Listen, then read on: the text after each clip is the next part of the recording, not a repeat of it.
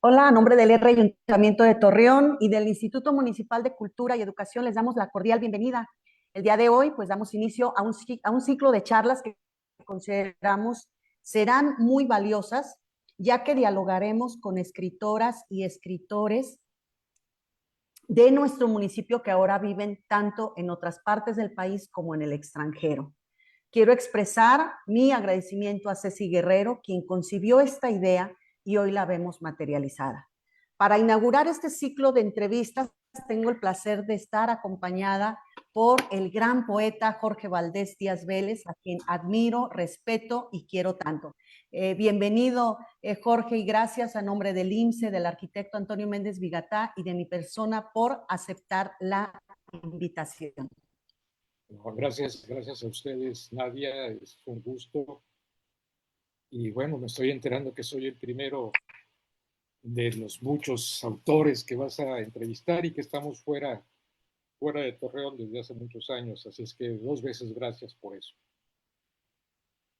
Muy bien, gracias, Jorge. Voy a leer algunas líneas de la semblanza de Jorge para quienes no lo conocen, bueno, se enteren, ¿no? Es un escritor, poeta y diplomático mexicano natural de Torreón, Coahuila. Ha publicado 19 libros de poesía editados en México, España e Italia. Parte de su obra está incluida en numerosas antologías de poesía mexicana e iberoamericana publicadas en América Latina, Europa y el norte de África. Entre otros reconocimientos, ha recibido el Premio Nacional de Poesía Aguascalientes, el Premio Internacional de Poesía Miguel Hernández, Comunidad Valenciana, y el Premio Internacional de Poesía Hermanos Machado. Ha ofrecido lecturas de poesía en distintas ciudades de México y en países como Estados Unidos de América, Marruecos, España, Portugal, Dinamarca, Argentina, Bolivia, Costa Rica, Cuba y Uruguay. Fundó y dirigió la Casa de Cultura de Saltillo. Como diplomático de carrera fue jefe de misión adjunto en las embajadas en Marruecos y en Trinidad y Tobago, cónsul alterno en Miami, Florida, director del Centro Cultural de México en Costa Rica y director del Instituto de México en España, países en los que además se desempeñó como consejero de cooperación. Entre otras responsabilidades profesionales, también fue consejero cultural en Argentina y en Cuba, director de convenios y director de difusión cultural en la Secretaría de Relaciones Exteriores. Es miembro honorario del Sistema Nacional de Creadores de Arte y miembro distinguido del Seminario de Cultura Mexicana. Bueno, pues aquí unas breves líneas sobre el trabajo impresionante de Jorge, que realmente pues nos quedamos cortos. Si leyéramos todo lo que ha hecho, yo creo que nos pasaríamos días y días enterándonos de su labor tan importante en la literatura, en la poesía y bueno, también como diplomático, como cónsul. Y bueno, para entrar en materia, Jorge, ya que leímos tu semblanza, pues me gustaría que nos platicaras sobre tus orígenes aquí en Torreón. Adelante, Jorge. Bueno, pues yo nací en Torreón ya hace muchos años, específicamente en el Sanatorio Español, ahí, ahí llegué al mundo y estudié la primaria y la secundaria en el Colegio Cervantes, donde tuve grandes maestros humanistas, transterrados españoles, muchos de ellos. El bachillerato, Carlos Pereira, ahí estuve 3 años y al terminar la carrera me fui a cursar los estudios universitarios en Saltillo. Egresé como licenciado en psicología de la Universidad Autónoma de Coahuila ya hace muchos años. Esos serían, digamos, los orígenes o el tiempo torreonense. Yo viví en Torreón hasta los 17 años. No he dejado de volver. Eh, Ahora menos por la distancia desde aquí, aunque la distancia nunca ha sido un impedimento. El tema es que aunque tengo muchísima familia, mis padres ya no están, que eran el principal motivo para ir a Torreón, para estar con ellos, para acompañarlos, para llevarles a sus nietos.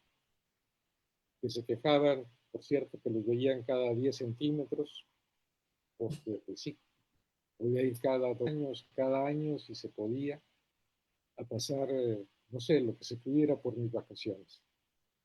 Y tengo muchísima familia, muchos Valdés, muchos Díaz Vélez, muchos Lozoya, muchos de la Peña.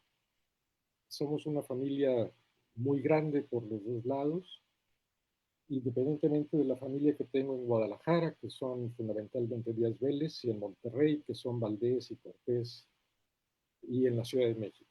Pero sí, sí, trato de ir a Torreón cada vez que me es posible. Muy bien, Jorge. Jorge, me llega la curiosidad, ¿en qué momento decides salir de Torreón y emprender pues esta carrera magnífica que has realizado? Yo tenía interés en estudiar filosofía y letras, sociología o psicología o ciencia de la comunicación. Tenía esas cuatro posibilidades. Estando en bachillerato estuve viendo universidades, estuve viendo planes de estudio y encontré que la Autónoma de Coahuila tenía una carrera que era psicología muy amplia, donde el programa de estudios, que era un programa muy abierto, quizá fue la última etapa eh, cuando yo estudié de la universidad, en que se podía ir poniendo el acento en las materias que le interesaban al estudiante. Entonces, había muchísimos temas sociales. Me fui por el área de psicología social. Salí porque la carrera no existía en Torreón. Ahora han cambiado mucho las cosas. Los centros de estudio universitarios, afortunadamente, se han multiplicado en todo el país. Pero al igual que yo y de mi generación, yo creo que de mi generación de bachillerato, supongo que más del 70% salimos fuera de Torreón. Era una práctica normal, digamos, salir a la Ciudad de México, a Monterrey, a Saltillo, donde conviví también con muchos compañeros de bachillerato en las universidades. Esa es la razón de la salida de Torreón. Muy bien, Jorge, muchas gracias. Otro tema que me interesa pues que nos comparta sobre todo es los inicios en tu carrera diplomática. Eh, yo entré al servicio exterior sin haber cursado, lo hice más adelante, todos los exámenes eh, para ingresar a ella. Yo dirigía en Saltillo al mismo tiempo que estudiaba la Casa de la Cultura de Saltillo.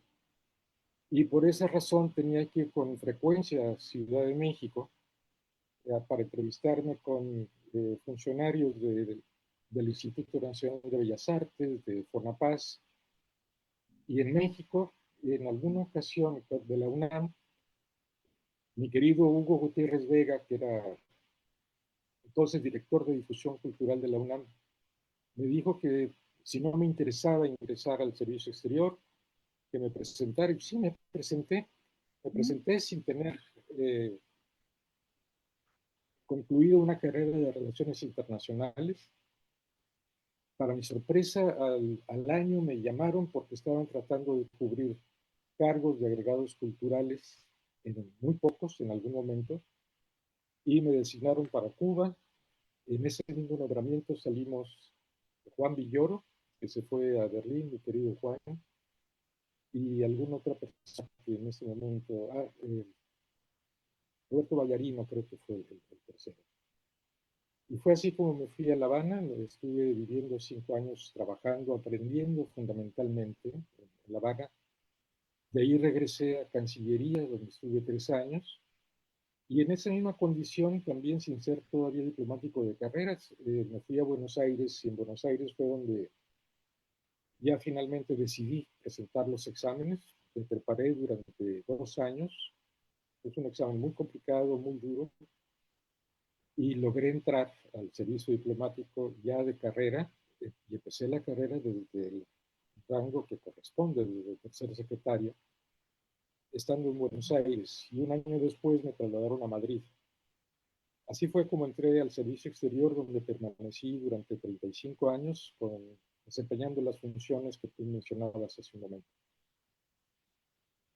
Muy interesante. Digo, yo no conocía, no sé, yo creo que somos pocos los que conocemos más o menos la ruta que debes de tomar para llegar a esta carrera que tienes. Entonces creo que nos has ilustrado bastante bien todo ese recorrido. O sea, no es sencillo, es también pues desprenderte de tu tierra, irte a otras partes, aprender su cultura, adaptarte. Y bueno, hablas de una serie de exámenes que aplicaste, mucho estudio y en fin, o sea, creo yo pues, que sí verdaderamente tiene pues un grado sumamente alto de disciplina, de dificultad también, ¿no? Pero quiero ya empezar con tu poesía, Jorge.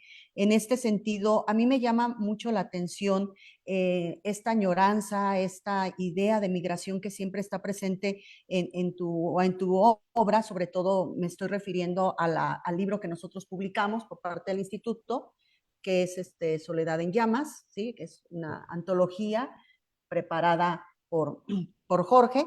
Y me gustaría que me respondieras que si consideras que la migración funciona como una metáfora de búsqueda interior y personal en tu poesía. La migración es un viaje y es una metáfora de la vida, el viaje mismo. Y la migración implica, por supuesto, ir descubriendo nuevos códigos, adaptándote a ellos. Y esto tiene que ver pues con la vida misma, haya salido o no de tu ciudad natal, de tu barrio, pero particularmente esta vida de transhumancias te vuelve un añorante también de los valores que estás dejando, pero fundamentalmente de las gentes más cercanas, porque en el servicio exterior estás trabajando en una embajada, estás conviviendo con compatriotas que tienen la misma formación, los mismos intereses, la misma capacidad, incluso muchas más experiencias que tú, y que son un apoyo para salir adelante con el trabajo. Compañeros que te hacen ver la carrera de muchas maneras, pero fundamentalmente como lo que es, como un servicio al país para el cual hay que estarse capacitando continuamente, porque hay que presentar exámenes de ascenso y los exámenes implican también un esfuerzo de estudio y la carrera es muy demandante, que no conoce horarios ni fines de semana, hay una disponibilidad permanente por cualquier cosa, fines de semana, festivos, y desempeñas todo tipo de funciones. Si bien muchas de mis funciones fueron en el ámbito de la cooperación, también fui cónsul, que es un trabajo que manda un servicio a nuestros paisanos, servicio de protección, servicios consulares de todo tipo, funciones de carácter político también. En fin, una embajada es un microuniverso donde no te aburres, no te da tiempo de aburrirte, tampoco de descansar. Y claro, eso no quita que tu vida personal deje de involucrarse en esta vida laboral. Y la añoranza pues forma parte de todos nosotros, todos quisiéramos regresar a ese nostos, de ahí la palabra nostalgia, ese lugar del origen, ese sitio del que todos procedemos y que está asociado, por supuesto, a la experiencia de la infancia. Pero sí, también la infancia es destino y todo eso te va marcando, lo vas llevando, es parte de tu bagaje íntimo, personal, es parte de tu cultura intransferible y es lo que tienes también para enseñar al mundo, es lo que llevas tú contigo mismo. Muy bien, muchas gracias, Jorge. Hablando particularmente de un poema en específico, Negro Sol, me llama la atención el significado, el simbólico que le atribuyes a la imagen, o sea, a la imagen del Negro Sol, en términos de tu relación con la trascendencia. Entonces, me gustaría que nos platicaras un poquito qué opinas de esto. Bueno, tú te refieres a un poema que está en la antología, Sí, así que es. Ajá. se llama Negro Sol y fue publicado originalmente en un libro que lleva por título Mapa Mudo. Negro Sol es el negro sol de la melancolía, ese negro sol que ilumina por dentro al melancólico y que está muy bien puesto dentro de un poema de Nerval. Y de hecho, la misma idea, el negro sol, sirve título para un libro de una psicoanalista, poeta espléndida, donde trata todos los temas del arraigo y del desarraigo, de todo lo que se va dejando. Y de ahí el poema, y sin, creo que valdría la pena darle lectura. Ya sé que esta es una entrevista y no una lectura de poesía, pero Adelante, adelante. si tú me lo permites, Claro. eh, en fin, negro sol. Nadie nos dijo que sería fácil andar sobre esta tierra, que los senderos a la muerte son un atajo hacia su cúspide, o que el dolor del alma hiere las soledades que nos restan. No hubo advertencia en los antiguos nombres de la melancolía, no eran presagio bilis negra, tristeza sin raíces, duelo frente a una pérdida intangible. Pesa la tarde en el sentido de su cancelación. El nuestro nos lo ha enseñado un sol más duro y hemos tenido que aprender a caminar con él a cuestas. Es la idea del negro sol, que es la patria del melancólico, como me decía Marco Antonio Campos. Es esta añoranza, o Juan Gelman, que decía que él viajaba, esto metafóricamente, con el que fue un exiliado de la dictadura argentina, o a causa de la dictadura argentina, que llevaba un ladrillo para enseñarle a todos los demás cómo era su casa, la casa que tuvo que dejar en Buenos Aires. Y esta transhumancia sí te vuelve un añorante permanente, y al regresar, cuando logras regresar, el tiempo del regreso, te das cuenta que el sitio del que partiste ya no es el mismo, que todo ha cambiado.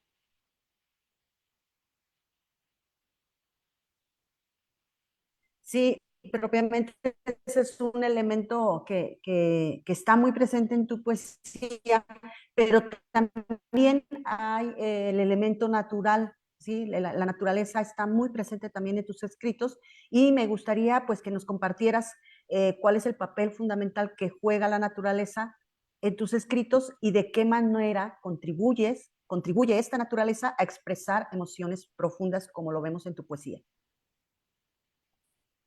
Bueno, pues es una pregunta para la que yo no podría tener una respuesta específica.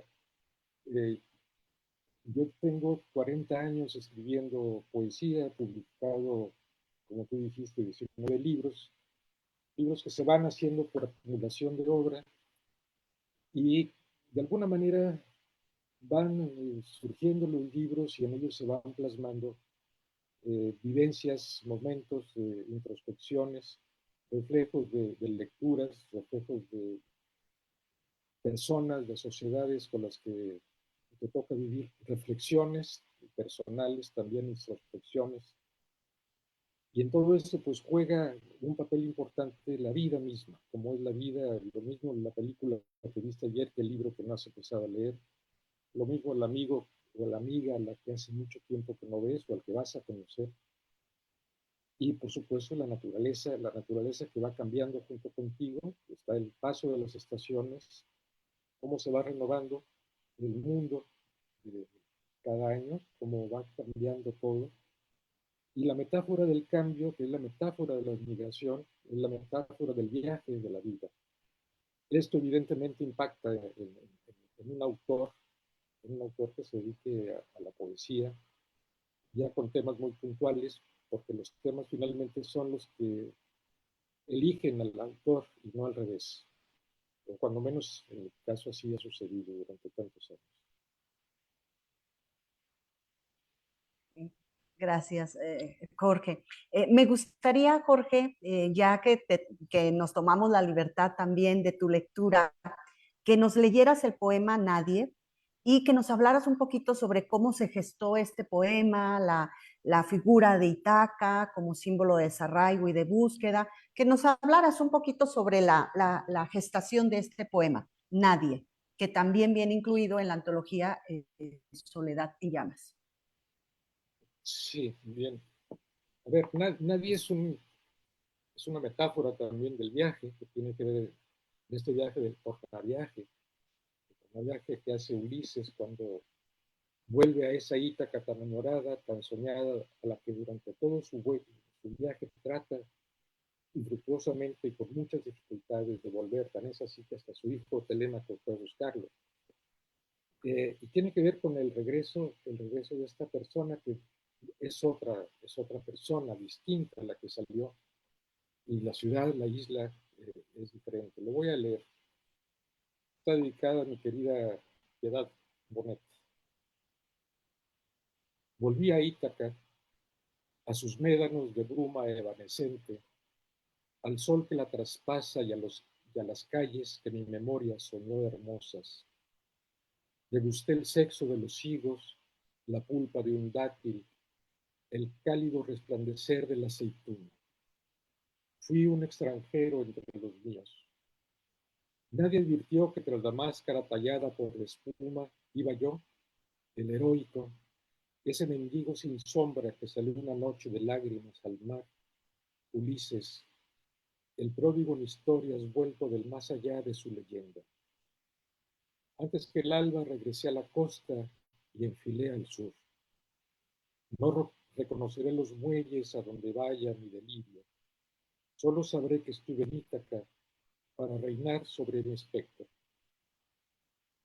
Tiene que ver, sí, con el regreso a lo que mencionábamos, a un territorio que ya no está ahí, porque finalmente ese territorio tiene que ver con el territorio de los amigos, el territorio de los padres, el territorio de la infancia, está relacionado fundamentalmente con las primeras experiencias y por supuesto que todo ha cambiado. El primero que cambia es el que se fue, regresa con otras expectativas, regresa con otras experiencias y las personas que se han quedado tienen las suyas propias también y hay que hacer un esfuerzo común, compartido, para reconocerse, para volver a saber en dónde está uno, porque finalmente esos recuerdos son tan íntimos que son difíciles de compartir y no necesariamente aluden a una realidad sociocultural más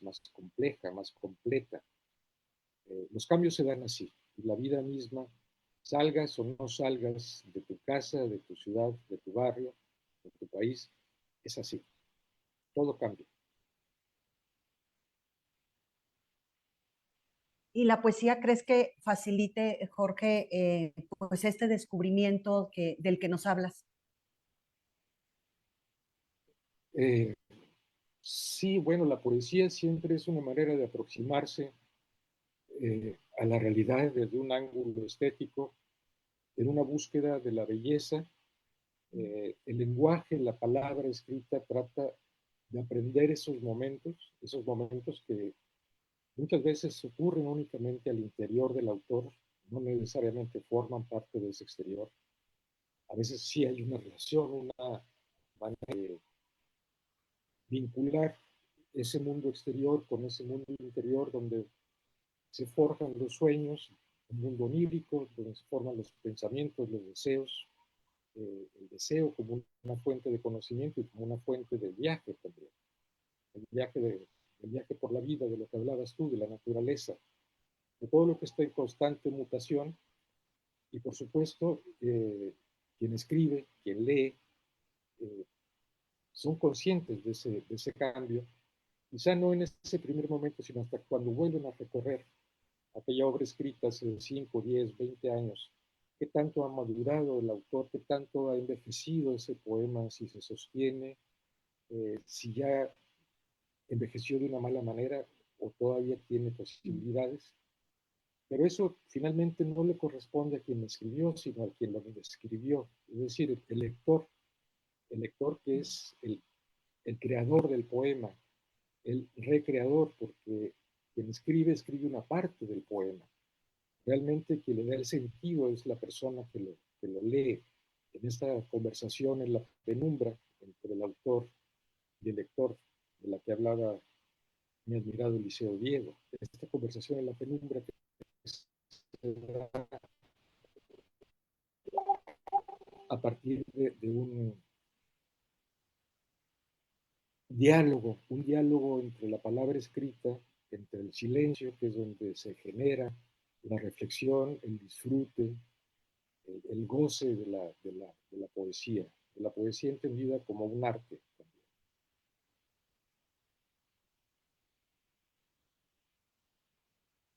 Creo que estamos teniendo problemas con Jorge.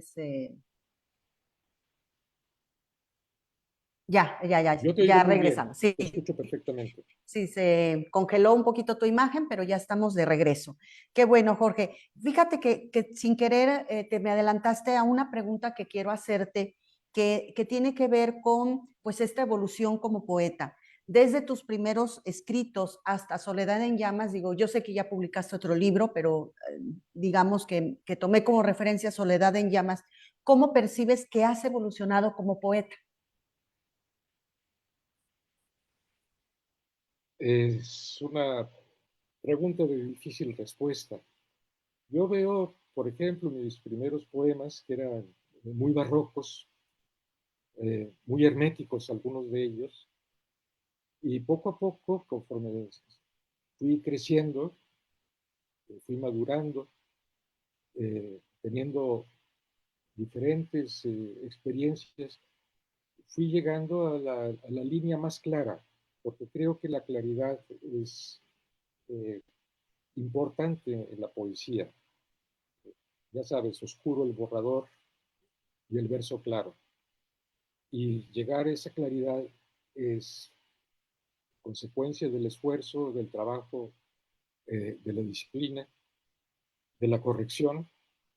Uno corrige, en mi caso, casi obsesivamente hasta lograr que el poema se aproxime a lo que uno hubiera querido decir desde el principio y que ese poema vaya construyendo una atmósfera cerrada y al mismo tiempo una atmósfera abierta hacia adentro de la sonoridad, de la musicalidad, de la plasticidad del lenguaje, de la palabra, por lo cual yo trabajo con método, yo trabajo fundamentalmente con esa música que te puede permitir tener un diálogo contigo mismo, que tú eres el primer lector del poema y, por supuesto, si resiste esa lectura, si puedo dialogar con ese trabajo, teniendo ya distancia para hacerlo, no estás tan involucrado con el tema, si lo resiste, entonces es un poema que ya puede quedar y que ya puede considerarse para un libro futuro.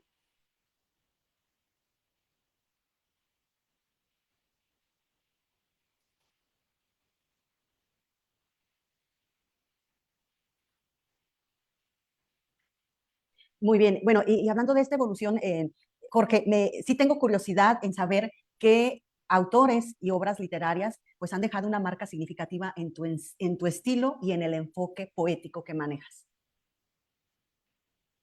Bueno, yo no sé, no sabría hablarte de estilo ni de enfoque, pero lo he dicho muchas veces que el primer autor al que yo leí siendo muy niño fue a García Lorca, que me maravilló en la biblioteca de casa había, por suerte, mucha poesía, en la biblioteca de mi abuelo también, que fue para mí fundamental haber tenido acceso desde muy niño a obras de la literatura universal.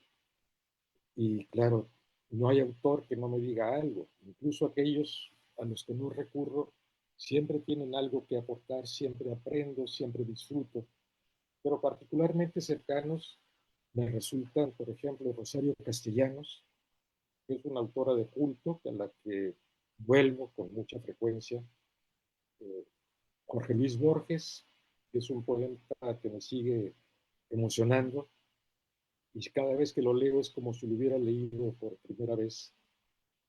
Y es larga, muy larga. Todos los poetas del siglo de oro, que también eh, hay mucho que aprenderles. Por supuesto, de México, ¿qué te puedo decir? Octavio Paz para mí fue también una señal importante en mi trayectoria.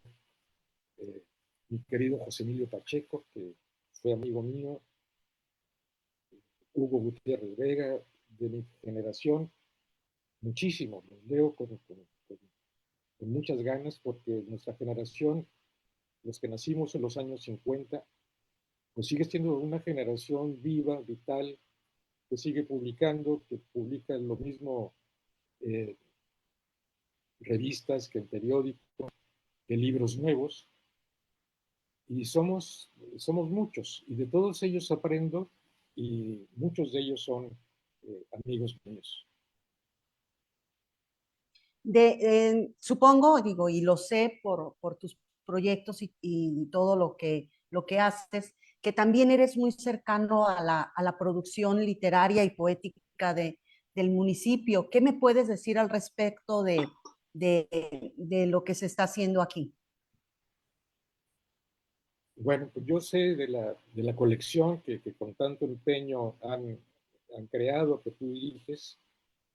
No he tenido oportunidad de leerlos a todos, pero soy muy cercano a muchos autores. Bueno, ¿qué te puedo decir? Enriqueta Ochoa, que también tuve el gusto de conocer. Para mí es un referente, creo que es una de las poetas más importantes de América Latina, no nada más de México y mucho menos de Torreón, pero es la poeta más importante que ha nacido y que ha salido de Torreón, porque ella vivió lo mismo en Francia que en Marruecos, que en la Ciudad de México, donde falleció. En fin, son muchos, no los conozco ni los he leído a todos. Está Saúl también, que lo he leído. Gilberto Prado Galán, añoradísimo, con quien tenía muchos proyectos. Hablábamos una vez a la semana, teníamos videoconferencias. Lamentablemente se nos fue muy pronto, inesperadamente. Marianne Toussaint, que es una queridísima amiga mía de muchos años, pero de muchos años atrás. Pero estamos hablando siempre de mi generación. A los más jóvenes no los he leído, porque también hay mucha producción, se están publicando muchos libros. Gracias a Internet, gracias a la tecnología, puedo tener acceso, pero a pequeños fragmentos de la producción eh, de Torreón. No a todas, difícil hacerse con los libros fuera de Torreón. Ahora, por suerte, creo que ya están ustedes en Educal, ¿no? Me decías que están todos los libros en buena Sí, distribución. así es. Los libros que estamos publicando aquí en el instituto se distribuyen a nivel nacional a través de la red Educal. Entonces, pues en esta segunda edición, que digamos de la colección que publicamos en 6 títulos más, entonces pues ya también los pueden encontrar en Educal y, pues sí, nos ha ido muy bien con los libros y tenemos el placer de que en esta colección pues está Jorge Valdés Díaz Vélez con este título, Soledad en Llamas. Jorge, Soledad en Llamas, ¿por qué? Bueno, un verso de un poeta al que yo admiro mucho, José Gorostiza, y es uno de las líneas de Muerte sin fin, que dice, oh, soledad en llamas, que todo lo consume sin crearlo. Eh, para mí es uno de los poetas también casi de cabecera. Ese es uno de los grandes poemas del siglo XX mexicano. Él también fue diplomático y yo le conozco la poca producción, aparte de este libro, que tiene y lo leo realmente con mucho deleite.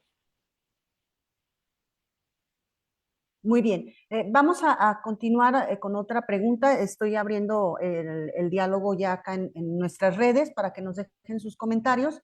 Y me gustaría, Jorge, que nos dijeras cuál es el aspecto más esencial a tener en cuenta al crear poesía y una poesía que resuene en los lectores. Uy, qué pregunta. A ver, son muchas las cosas que hay que tomar en cuenta. Primero que nada, realmente la vocación, el querer hacerlo, el querer entrar a un terreno que es fértil, que es complejo y que es aparentemente sencillo, porque estás hablando de un universo hecho con palabras, hecho con la materia del lenguaje, hecho con silencios. Quiero decir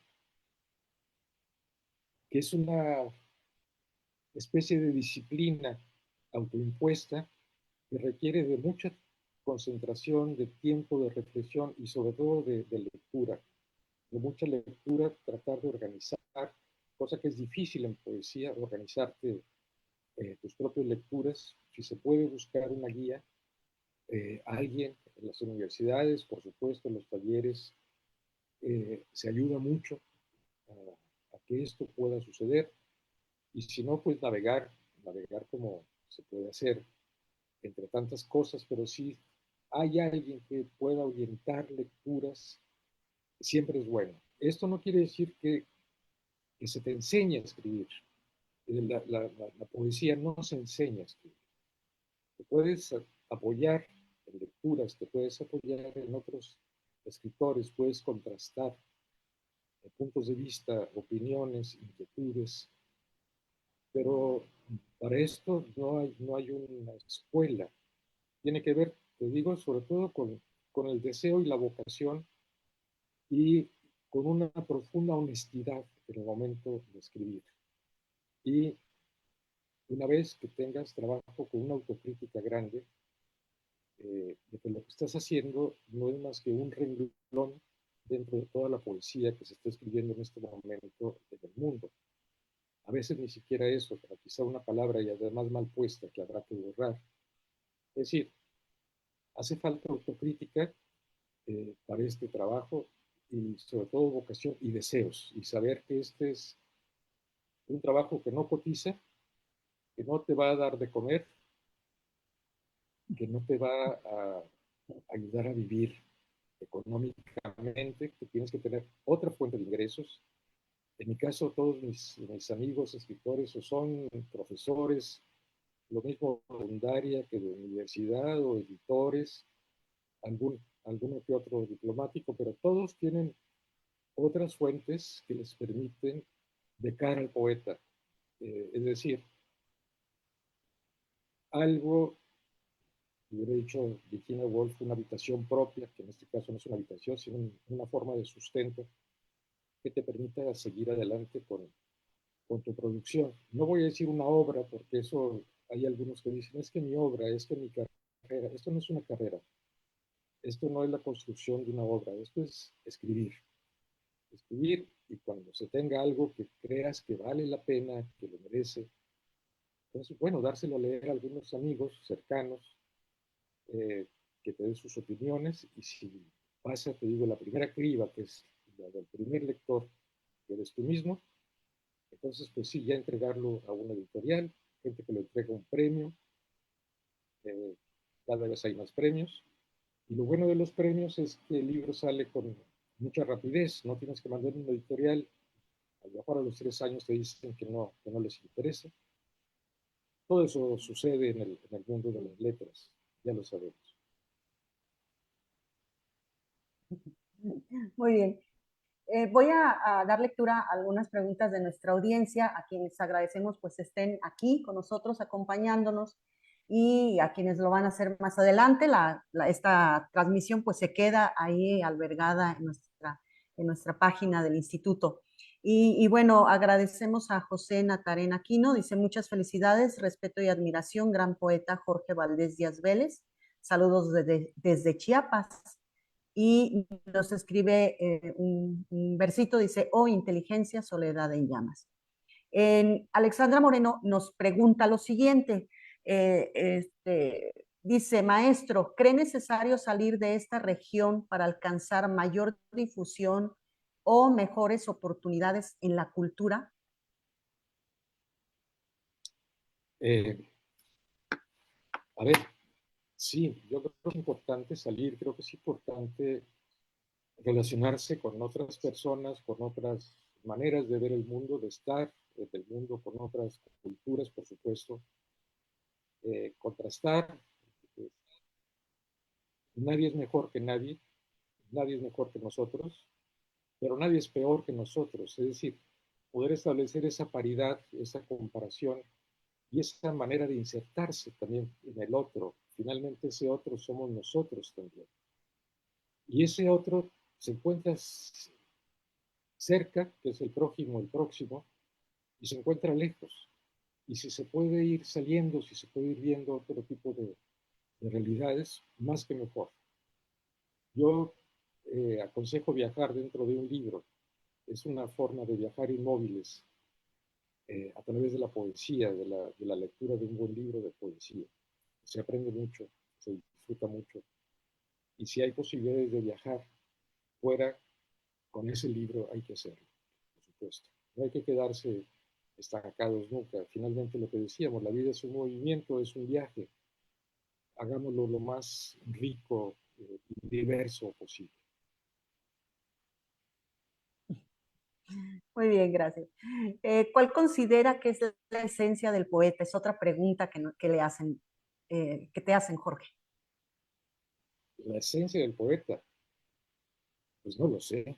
No sé cuál será la esencia del poeta, la esencia de todo ser humano. Es su forma de estar en el mundo, su forma de mirar la realidad, de la búsqueda de la verdad, de la búsqueda de la belleza, de la experimentación con el verso, con la palabra, con el diálogo creativo con otros autores leídos, eh, fundamentalmente, eh, autores que pudieron haber vivido hace 500 años o hace 100 años o que viven en este mismo momento y a los que ves con cierta frecuencia.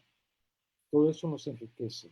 La esencia yo creo que es esa voluntad de ver, fundamentalmente con honestidad, la voluntad de estar y la voluntad de crear.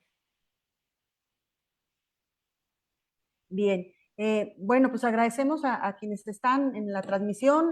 Ahí hay algunos comentarios más, pero pues ya me gustaría ir cerrando un poquito ya esta entrevista con Jorge. A mí me gustaría una última pregunta, Jorge, y ya después lo que tú agregues. ¿Qué consejo fundamental ofrecerías a un joven poeta que está dando sus primeros pasos en la escritura? A ver, yo estoy para recibir consejos y no para darlos. Yo no aconsejo a nadie nada, a lo mucho yo podría sugerir algo, pero no dar ningún consejo. La sugerencia es pues un poco aquello que hemos mencionado aquí a lo largo de esta plática, de vivir con los ojos abiertos, de no perder la curiosidad intelectual, de tratar de hacer las cosas con honestidad, con disciplina, con rigor. Es decir, un poema no sale de un día para otro. Eh, Poemas llevan a veces años de trabajo y sobre todo esto implica también una paciencia que te da pues a lo largo del tiempo la experiencia de vida, la experiencia literaria y tratar de hacer las cosas de la mejor manera y tratar de aprender siempre, porque en esto no se deja de aprender.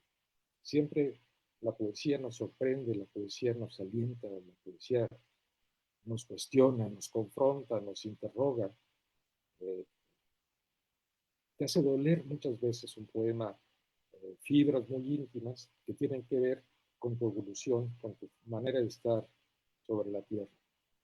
Así es que consejos nada, sugerencias pocas, estas pocas que acabo de decir, pero sugerencias que por favor no tienen por qué tomarlas en cuenta. Yo no soy nadie para sugerir nada, ni a mis hijos siquiera les sugiero ya a esas alturas del partido. Muy bien, Jorge. Bueno, sugerencias. Dice Martilico Sepúlveda, ¿cómo provocar a nuestros jóvenes universitarios a crear y escribir poesía? Eh, yo creo que la forma de motivarlos primero es motivarlos a leer. Es decir, no puede alguien escribir algo si no ha leído. A veces yo me he topado con gente muy joven que ha escrito, no sé, 50, 100 poemas. Entonces empiezas a preguntarles sobre autores esenciales, autores, y no los han leído, no los conocen. Eh, a veces algunos jóvenes sienten que son la generación espontánea, que no les hace falta ese pasado. Yo creo que sí, yo creo que la experiencia es necesaria la lectura, el aprendizaje, la disciplina. Lo que decíamos, hacerte un plan de lecturas, sabiendo dónde estás antes de empezar a escribir. ¿Cómo apoyarlos a escribir? Primero apoyándolos a leer, orientándolos, incitándolos, crearles el gusto por la poesía. Eso es lo primero. Ya lo demás, si hay vocación y si hay ganas, eso va saliendo. Y habrá quien perdure y habrá quien se dé cuenta que no tiene vocación y que les gusta. Bueno, esa persona que quizás piense que no puede escribir, será un buen lector de poesía. Porque en este caso la poesía nos enseña a ser más nosotros. Y la cultura, el hecho de que estés inmerso en ella no te hace más culto, pero sí te hace no te hace un creador tampoco, pero sí te hace una persona capaz de disfrutar, capaz de transmitir, capaz de socializar a partir de todo esto y de tener una capacidad de introspección, de reflexión, que te hace ser mejor persona, mejor ciudadano, eh, mejor amigo, mejor compañero, mejor hijo, mejor padre. Todo, todo esto tiene que ver con la poesía, tiene que ver con nosotros. Finalmente, esa creo que es la esencia de la creación. Es verdaderamente un privilegio poder tenerla y que esta pueda transformarse en una herramienta de cambio. Y en esto no es nada más la poesía, está el teatro. Yo soy un gran aficionado al teatro también. Está la pintura, las artes plásticas, la música. Es decir, todas las artes, todo lo que tiene que ver con la creación y todo lo que tiene que ver con el sentimiento humano es importante desarrollar. ¿Cómo? Pues primero acercándose a ella antes de tratar de crear. No se puede crear de lo que no se conoce también. Muy bien. Perdón, ha sido muy larga la respuesta, pero... No, pero muy ilustrativa, gracias, porque Raúl Adalit dice un Uy, gran gran actor. abrazo a la profunda honestidad existencial de Jorge. Sus publicaciones poéticas por la virtualidad de la red nos hace sentir a un ser humano que desea uno conocer. Gracias siempre, Jorge. Eh, Ángeles Cabrero Gracias. nos dice felicidades por su creatividad. Leo sus poemas publicados en redes, nos inspira y nos incentiva a continuar avanzando en nuestros escritos. Ángeles Cabrero también es escritora, entonces de ahí viene el comentario. Lea Charlie dice, lo felicito y nos ayuda a visualizar oportunidades para seguir aprendiendo. Siga en la difusión de su trabajo. Gracias. Y bueno, pues ahí están los comentarios. Jorge, ¿con qué nos despedimos? ¿Qué deseas agregar a esta conversación? ¿Alguna inquietud final? Pues agradecerte esta charla, que te digo, se aprende siempre mucho. Yo aprendo mucho de ti, aprendo de esas preguntas, porque son preguntas que si bien están ahí, de pronto no eres consciente de que siguen. Quizá pueda despedirme con un poema, ya que estábamos hablando de Torreón, que estábamos hablando de la nostalgia, que estábamos hablando de los regresos. Y este es un poema que tiene mucho que ver con aquella época y que lleva por título, es del último libro que acaba de salir en febrero aquí, se llama Los ojos del caballo. Quizá algún día lo distribuyan en México, no lo sé, pero se encuentra en Amazon. Eh, Se llama Misión Espacial. Cuando era muy niño, el año 2000, habitaba en las nieblas del futuro. La cifra era imprecisa cuando entonces Armstrong y Aldrin paseaban por el mar de la tranquilidad. Era muy pálido y la tierra era azul y el cielo un pozo. Otro mundo, la calle de los juegos, y otro México, un himno a la alegría. Era ciencia ficción, como en los cuentos, pensar en un mañana inevitable y en la grave adultez que me aguardaba con la piedra de Sísifo y el río de Heráclito, y la vida que reparte sus ciclos de orfandad y descendencia. Aquel siglo murió hace muchos años y este tiene distintas geografías. Cada vez más brillante, aquel satélite es en la oscuridad un ojo ciego. Muchas gracias otra vez, Nadia. Gracias, Jorge, en nuestro agradecimiento profundo y bueno, pues los invitamos pues a seguir en redes. Jorge se mantiene muy activo en las redes sociales, en Facebook, pues nos comparten muchísimos de sus poemas. Las y los invito a que sigan el perfil de Jorge, ahí habrá mucha poesía siempre. Y pues me despido enviándoles un cálido abrazo. Muchas gracias.